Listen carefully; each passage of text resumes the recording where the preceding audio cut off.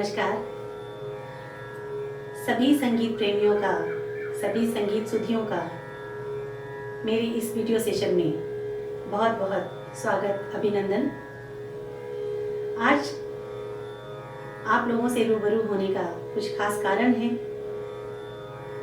हम सभी जानते हैं कि इस दौर में हम एक ऐसी वैश्विक आपदा से गुजर रहे हैं जो हम सब ने कभी भी कल्पना नहीं की थी। एक ऐसा समय ये हम सबके लिए ईश्वर प्रदत्त आया है कि जिसमें बहुत से लोगों को ये समझ में नहीं आ रहा है कि हम क्या करने लगे, क्या करें।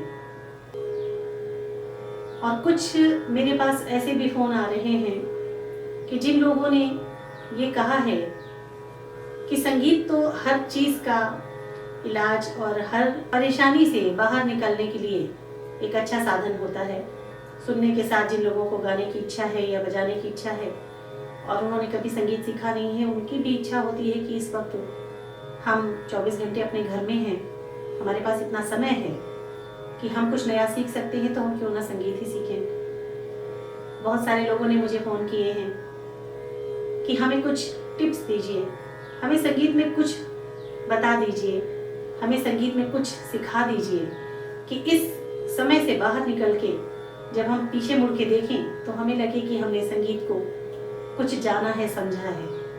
तो बहुत सोच विचार करने के बाद मेरे मन में सिर्फ एक ही विचार आया है कि चलिए आप लोगों से कुछ ऐसी चीज़ों को साझा करती हूँ, कुछ ऐसी चीज़ें, ऐसे टिप्स आप लोगों से शेयर करूँगी कि जिन्होंने संगीत में मुझे बहुत कुछ सपोर्ट किया है और जिनके बलबूते मैं ये कहूँ कि संगीत का सफ़र आज मेरा जिस तरीके से भी आगे बढ़ रहा है।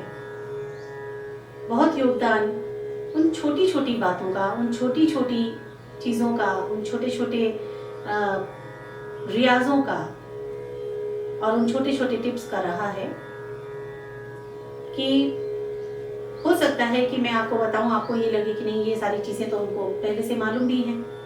बिल्कुल हो सकती हैं। और अगर आपको मालूम है या नहीं भी मालूम है तो भी अगर आप इन चीज़ों को एक बार सिर्फ मेरे साथ ही करने की कोशिश करेंगे तो कहीं ना कहीं मुझे लगता है कि आपके संगीत के गुण में इजाफा ज़रूर होगा।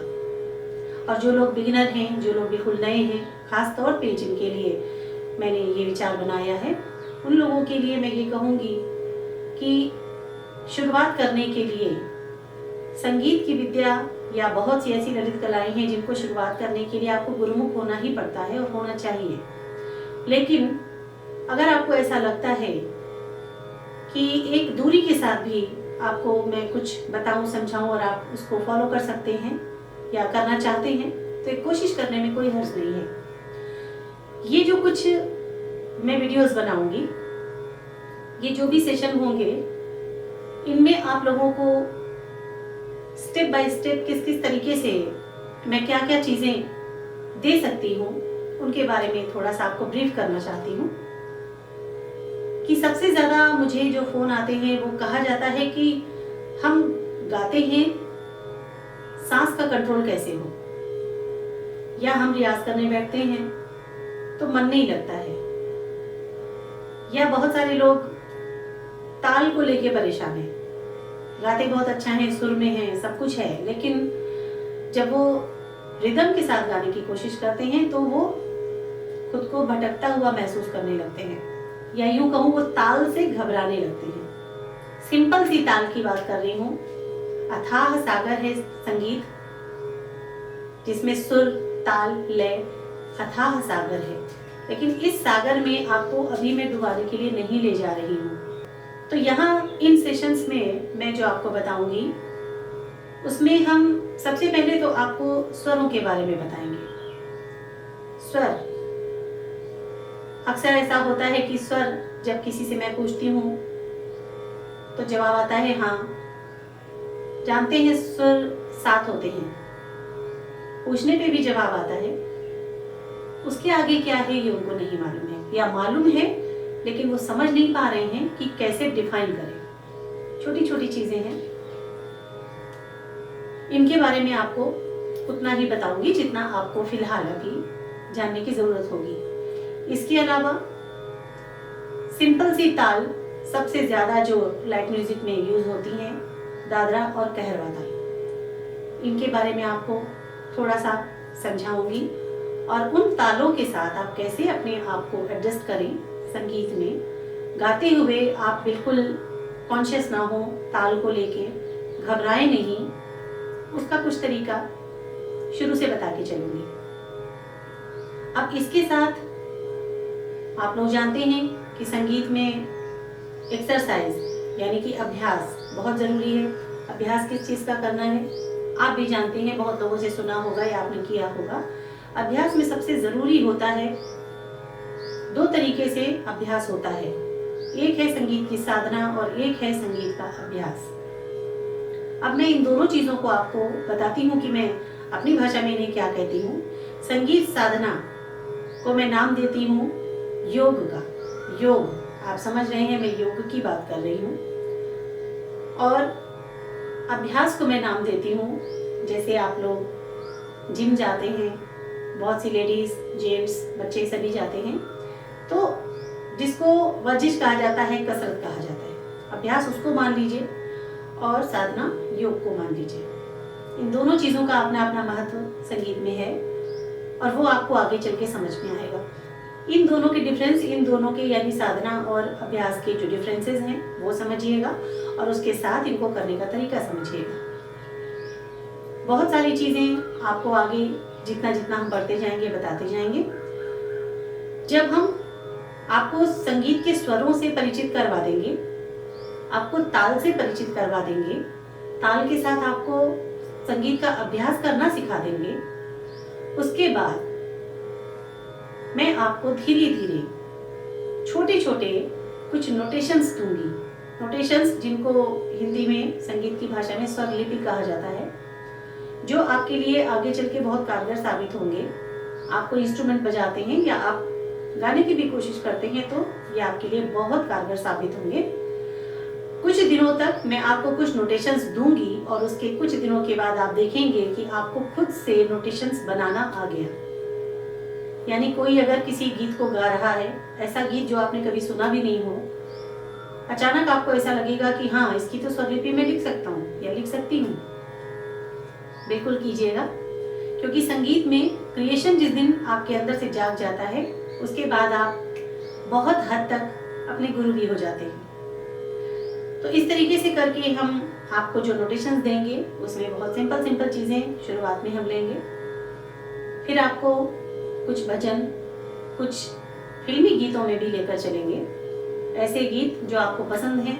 अगर आप लोग चाहें तो अपने पसंदीदा गीतों की आप डिमांड भी कर सकते हैं। अगर उचित हुआ तो उनकी भी नोटेशंस आपको बनाकर दिए जाएंगे, उनको गाने का बजाने का तरीका आपको बताया जाएगा।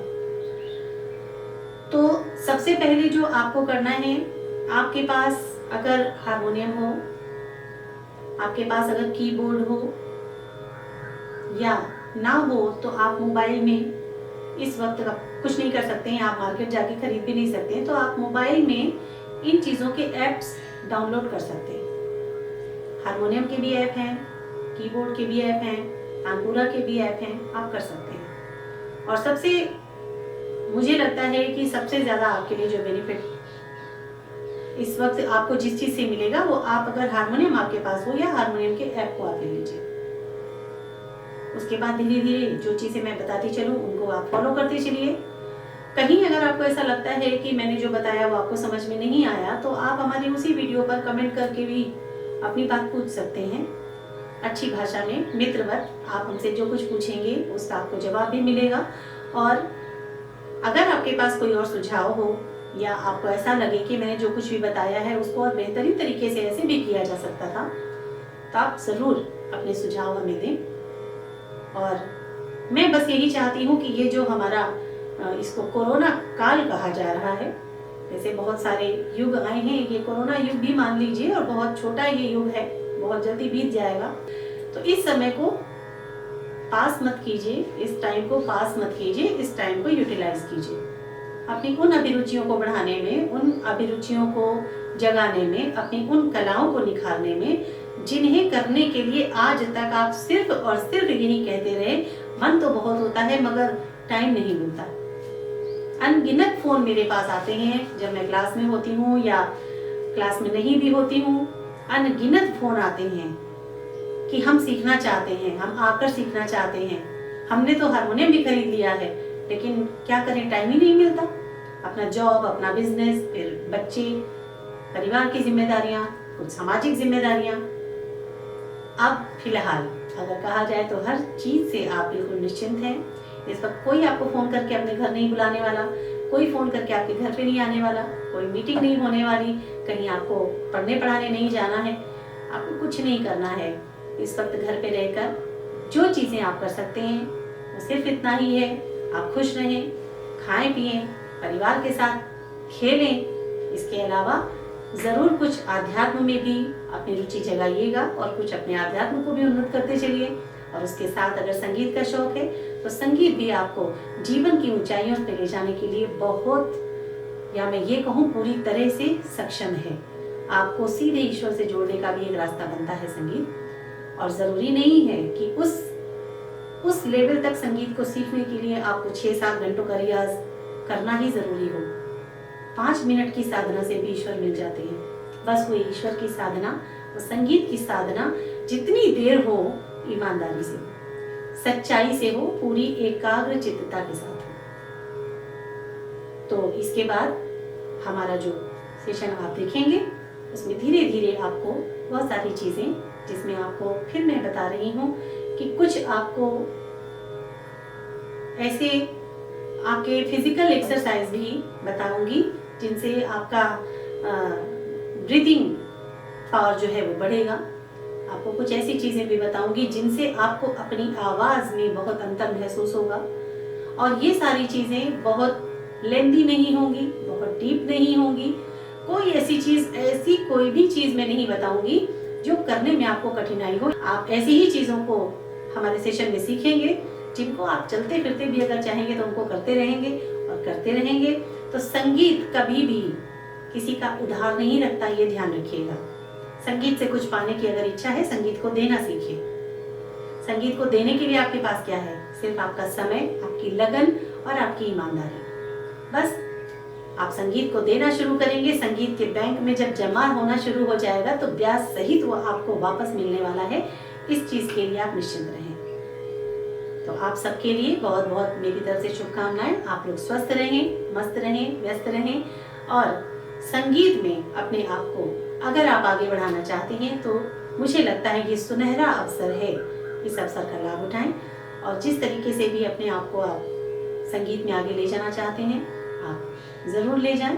और छोटी मोटी चीजें अगर हमारी बताई हुई आपकी इतने भी काम आ सकी तो मैं समझूंगी कि मेरा आपको बताना और आपका मेरे ऊपर विश्वास करना सफल हुआ। आप सबकी मंगल कामना करते हुए आज मैं आप सबसे विदा लेती हूँ। नमस्कार।